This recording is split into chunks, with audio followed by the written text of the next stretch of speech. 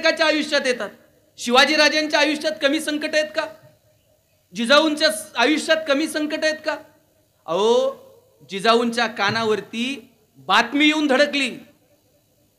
एक स्त्री म्हणून तुम्ही सगळ्या महिला विचार करा.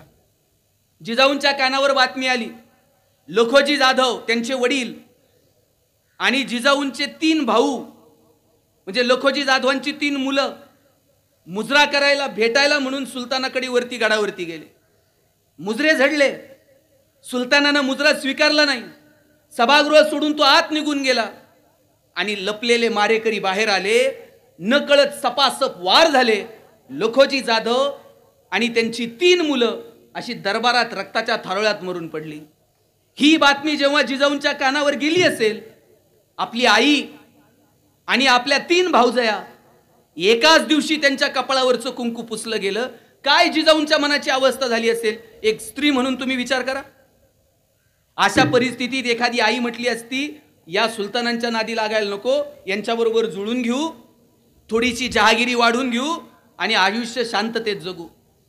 पण एक पराक्रमी स्त्री काय असते, एक स्वाभिमानी स्त्री काय असते, ती रडत बसली नाही. जिजाऊंनी आपल्या लेकराला सांगितलं, या शाह्यांना उलथून टाकायचं असेल तर स्वराज्य निर्माण करावं लागेल. काय पुण्याची परिस्थिती होती. गाढवाचा नांगर फिरवला होता पुण्यातून, पहार रोवली होती, त्याला उलटी भावली बांधली होती, त्याच्यावरती चप्पल लटकवली होती आणि सांगितलं होतं, जो पुणे आणि या परिसरामध्ये वास्तव्याला येईल आणि ही पहार उपसेल त्याचा वंश बुडून जाईल. कमालीची अंधश्रद्धा. तिथे गेल्या जिजाऊ, शिवाजी राजांना सांगितलं, उचला ती पहार, द्या फेकून.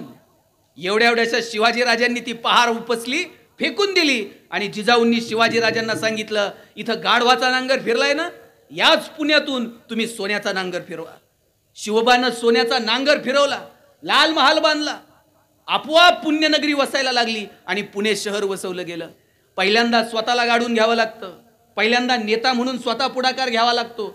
जिजाऊ जर तिकडून शिवनेरीवरून आवाज दिला असता, या रे पुण्यात, कोणाला असतं? स्वतः जिजाऊ तिथे जाऊन वास्तव्याला राहिल्या. छत्रपती शिवाजीराजांना पुढाकार घ्यायला शिकवलं आणि त्यावेळेला जिजाऊंची न्यायदानाची पद्धत, जिजाऊंचं प्रशासन, जिजाऊंची युद्धनीती हे सगळं शिवाजीराजांनी डोळ्यांनी बघितलं आणि म्हणून शिवाजीराजे घडत गेले. लक्षात घ्या, आपल्याला आदर्श हे सांगून निर्माण करता येणार नाहीत. आपल्याला आदर्श हे आपल्या वागण्यातून निर्माण करावे लागतील. जर तुम्हाला तुमच्या लेकराला सांगायचंय ना, मोबाईल ठेव, त्याच्यासाठी आधी बापाला मोबाईल खाली ठेवावा लागेल आणि मग पोराला सांगावं लागेल, मोबाईल ठेव रे. नाही तर बाप असं करतोय, हे मोबाईल ठेव. तुमच्या हातातला मोबाईल तुम्हाला ठेवावा लागेल. भगवान श्रीकृष्ण रणांगणात स्वतः उभे आहेत रथावर आणि मग अर्जुनाला सांगतात, शस्त्र उचल. भगवान श्रीकृष्ण तिकडं शेषनागाच्या सावलीत लक्ष्मी पाय दाबते आणि तिथून सांगतात, शस्त्र उचल वर का अर्जुना. अर्जुन म्हणला असता, तुम्ही झोपा, मी नंतर बघतो काय असेल.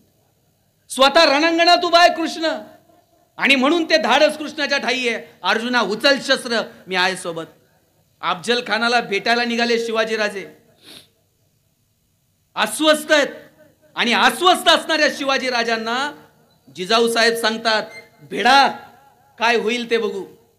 जर काही बरं वाईट झालं तर मी संभाजीराजाला गादीवरती बसवेल आणि स्वतः जिजाऊ राज्य कारभार बघेल, पण मागे हटू नका, भिडा तुम्ही अफजल खानाला. काय त्या आईचं काळीज आहे. हे जे ना, हे आपल्यामध्ये असलं पाहिजे. मला वाटतं जिजाऊंकडनं काय शिकायचं ते आपण ठरवलं पाहिजे. आणि म्हणून इथं बसलेल्या सगळ्या मुलामुलींना माझं सांगणं आहे, जरा मोठी स्वप्न बघा. हे आयुष्य तुम्हाला परत कधीच मिळणार नाहीये. स्वतःला सिद्ध करा. संकट येतील रे, कधी छाती काढून संकटांच्या उभं राहायचं, कधी 2 पावलं माघार घ्यायची, कधी मिश्किलपणे सामोरं जायचं. तुम्हाला मिर्झा राजेसोबत झालेला तह वाचलाय की नाही तुम्ही? मिर्झा राजेंच्या तहामध्ये किती किल्ले दिले शिवाजीराजांनी?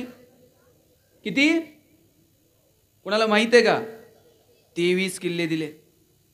आणि नुसते किल्ले दिले नाहीत, मिर्झा राजेंच्या सांगण्यावरून शिवाजीराजे औरंगजेबाला भेटायला गेले. बरं, जाताना एकटे गेले नाहीत, एवढ्याशा संभाजीराजांना सोबत घेऊन गेले. संकटात जाताना एखादा बाप म्हटला असता, एकट्यानं जातो, लेकराला का, पण सोबत घेऊन गेले संभाजीराजांना. मधला जो प्रवास आहे त्या मधल्या प्रवासामध्ये शिवाजी राजांचं आणि संभाजी राजांचं काही तर बोलणं झालं असेल की नाही? काय बोलले असतील शिवाजी राजे संभाजी राजांना? स्विस बँकेत आपला अकाउंट आहे, तुला पासवर्ड सांगतो, पुण्यात आपले 2 फ्लॅट आहेत. काय बोलले काय असतील? शिवाजी राजांनी सांगितलं असेल, शंभूराजे आतापर्यंत तुम्ही जिंकणं बघितलं, आतापर्यंत तुम्ही यश बघितलं, आयुष्यातला संघर्ष सुद्धा जवळून बघा, चला आमच्या सोबत. निघाले. तिथं गेल्यानंतर औरंगजेबानं संभाजी राजांना एक हत्ती भेट म्हणून दिला आणि थोडीशी गंमत करावी म्हणून दिलेर खान म्हटला, शंभूराजे आप इतने छोटे हो और हाथी इतना बड़ा है, इस हाथी को आप महाराष्ट्र में कैसे ले जाओगे? एवढासा संभाजी राजा दिलेर खानाच्या डोळ्यात डोळे घालून सांगतो, ये तो जानवर है, बैठ कर जाएंगे, नहीं आया तो खींच कर ले जाएंगे, लेकिन हमारे आबा साहब ने जो आपको किले दिए हैं वो तो अभी महाराष्ट्र में है, उन्हें आप आगरा कैसे लाओगे? एवढासा संभाजी राजा, पण माहित होतं आता तहात दिलेत आणि गेल्यावर घेऊ की परत एक एक. लढणं काय असतं, पेटून उठणं काय असतं, हे महाराष्ट्राच्या मातीकडनं जगानं शिकावं. मला वाटतं हा विचार आम्हाला आमच्या लेकरांना देता येईल का, यासाठी प्रयत्न करा. संकट बिंकट आली खचून जायचं नाही. उद्योगात, व्यवसायात, व्यापारात एका रात्रीत यश मिळत नाहीत. लढत राहायचं, भिडत राहायचं. जोपर्यंत यश मिळत नाही तोपर्यंत प्रयत्न करत राहायचे. तुम्ही अमिताभ बच्चन माहिती आहे की नाही सगळ्यांना? अमिताभ बच्चन निवेदक पदाची नोकरी मिळावी म्हणून आकाशवाणीला इंटरव्ह्यूला गेले होते आणि आवाज चांगला नाही म्हणून बच्चन साहेबांची नोकरी नाकारली होती. आवाज चांगला नाही म्हणून ज्यांची नोकरी नाकारली तेच बच्चन आवाजाच्या जोरावर आज बॉलिवूडचा शहनशाह बनून मिरवतो. काय आज तुम्ही टीव्ही लावा, 10 मिनिटाला बच्चन टीव्हीवर आहे की नाही? कोण बनेगा करोडपती मधून पैसे कमवायला लावतंय, मिळवलेल्या पैशातून कल्याण ज्वेलर्समध्ये जाऊन सोनं खरेदी करायला सांगतंय, खरेदी केलेलं सोनं मुथूट फायनान्समध्ये टाकून कर्ज इथेच काढायला लावतंय. एवढंच नाही अविनाश, कर्जाचे हप्ते फेडता नाही आले तर नवरत्न तेल पण त्याच्याकडेच आहे. कुठं नाही बच्चन, मला सांगा. या लोकांकडनं काहीतरी शिकलं पाहिजे रे. जरा मोठी स्वप्न आपण आपल्या आयुष्यामध्ये बघितली पाहिजे. ती मोठी स्वप्न तुम्हाला बघता येतील का, याच्यासाठी प्रयत्न करा. एकमेकांशी प्रेमानं बोला, एकमेकांशी प्रेमानं वागा, एकमेकांशी चांगला संवाद साधा. जाताना इतकंच सांगेल, जिजाऊ जयंतीच्या निमित्तानं, विवेकानंदांच्या जयंतीच्या निमित्तानं 2 गोष्टी मुलामुलींनो लक्षात ठेवायच्या. मी तुम्हाला एक सांगतो, अगदी मी सांगतोय ना तसंच तुम्ही वागलं पाहिजे असं माझा हट्ट नाहीये. इवन तुम्ही कुणाच्याच नुसतं हो मध्ये हो मिसळत बसू नका, अनुकरण करू नका, चिकित्सा करा. आम्ही सांगतोय ते बरोबर आहे का, आपल्या हिताचं आहे का, आणि मग स्वीकारा. इतिहासाकडे किती डोकून बघायचं ना सर, ते सुद्धा आता ठरवलं पाहिजे. रोज आपण इतिहास उकरून काढतो, कोणत्या तरी महापुरुषाच्या नावानं काहीतरी बोलत राहतो, 2 जाती धर्मामध्ये वादविवाद निर्माण होतात. मागे किती डोकवायचं? गाडी चालवताना जर पुढे बघायचं असेल तर ड्रायव्हरला मोठी काच असते आणि मागं बघायचं असेल तर छोटा आरसा असतो. छोट्या आरशात दिसेल ना तेवढंच मागं बघायचं. तुम्ही मागं जर वळून बघायला लागलात तर पुढे जाऊ शकत नाही. म्हणून इतिहासात किती डोकवायचं, मला वाटतं त्याचं सुद्धा प्लॅनिंग आता आपल्याला करावं लागेल. रोज इतिहास उकरत बसू नका, हो मध्ये हो मिसळत बसू नका, पण काय इतिहासातनं शिकायचं ते मात्र ठिका. अनुकरण करू नका. कुणीतरी हे केलंय म्हणून मी ते करल, कुणीतरी ते केलंय म्हणून ते करन. चिकित्सा करायची आणि मग ठरवायचं. मुलांनो झोपले काय तुम्ही? उजवा हात वर घ्या सगळे. उजवावर का? आपलाच घ्यायचा, शेजारच्याचा नाही. ही 4 बोटं दिसत आहेत का माझी सगळ्यांना? हा, ही 4 बोटं सगळ्यांनी हनवटीला लावा. ही हनवटी आहे का?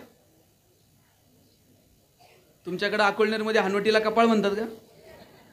घ्या हात खाली. तुम्ही कपाळाला हात का लावला?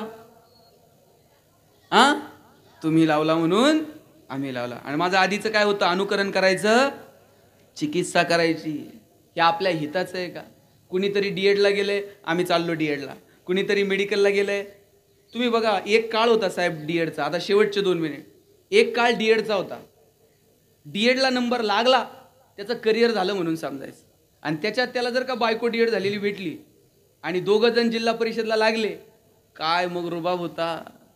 त्यानंतर इंजिनिअरिंगचा ट्रेंड आला. गावात एखादाच इंजिनियर असायचा. कुणी जर म्हटलं ना इंजिनियर साहेब कुठं राहतात, सगळं गाव पाहुण्याला इंजिनियरच्या घरी घेऊन जात होतं. आता तुम्ही गावात जाऊन विचारा बरं इंजिनियर साहेब कुठं राहतात, ते म्हणते नाव सांग, प्रत्येक घरात 4 आहेत.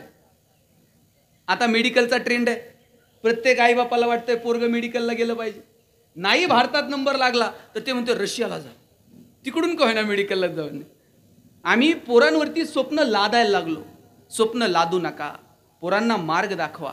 इथं बसलेल्या प्रत्येक मुलामुलीमध्ये काहीतरी वेगळेपण आहे, ते वेगळेपण तुम्ही ओळखा.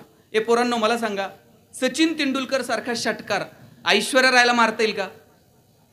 ऐश्वर्या राय सारखा ठुमका लता दिदींना देता येईल का? लता दिदींसारखं गाणं अशोक सराफला म्हणता येईल का? तुम्ही जर मला म्हटले ना भाषण कर, मी किती वेळ बोलेल. पण तुम्ही जर मला म्हटले तुम्ही आता एवढ्या लांबून आलाय, जाता जाता अकोळनेरमध्ये एखादी कुस्ती करून जा, आपल्याच्यानं जमणार नाही. जगात प्रत्येकात काहीतरी वेगळेपण आहे. ते वेगळेपण फक्त तुम्हाला ओळखता आलं पाहिजे.